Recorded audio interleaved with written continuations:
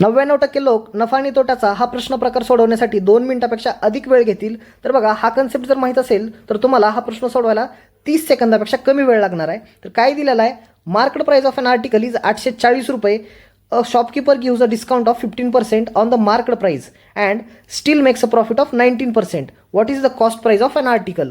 तर market price म्हणजे काय, छापील किंमत. छापील किंमतीवर ज्यावेळेस आपण डिस्काउंट देतो त्या टायमिंगला येते SP म्हणजेच सेलिंग प्राइस, त्याला आपण म्हणतो विक्री किंमत. तसंच कॉस्ट प्राइस म्हणजे खरेदी किंमत. खरेदी किंमतवर ज्यावेळेस आपण नफा देतो त्या टायमिंगला पण SP म्हणजेच विक्री किंमत येत असते.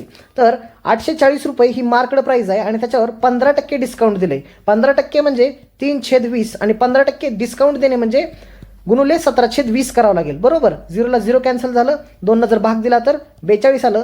42 गुणले 17 जर केलं, 17 दोन्ही 34ला 4, हातच्याले 3, 17 चोक 68 आणि 3 71. तर 714 रुपये ही सेलिंग प्राइस आहे. तर ही सेलिंग प्राइस काय आहे, कॉस्ट प्राइसमध्ये ज्यावेळेस प्रॉफिट मिक्स केलं त्यावेळेसची व्हॅल्यू आहे ही सेलिंग प्राइस. म्हणजेच बघा, कॉस्ट प्राइस ही 100 रुपये असते प्लस 19% प्रॉफिट म्हणजेच 119%ची व्हॅल्यू आपल्याला 714 दिलेली आहे. आणि विचारलेलं काय आपल्याला, कॉस्ट प्राइस म्हणजेच खरेदी किंमत म्हणजेच 100%ची व्हॅल्यू आपल्याला विचारलेली आहे. जर भाग दिला तर 17चा भाग जाईल, 17 7 1900, 17 1 17, 17 चोक 68 उरले 3, 17 दोन्ही 34, 7 1 7, 7 सकून 42. म्हणजेच एकाची व्हॅल्यू 6 युनिट येणार आहे. तर 100%ची व्हॅल्यू काय येणार आहे, 600. जर व्हिडिओ आवडला तर लाईक करा आणि चॅनलला सबस्क्राईब करा.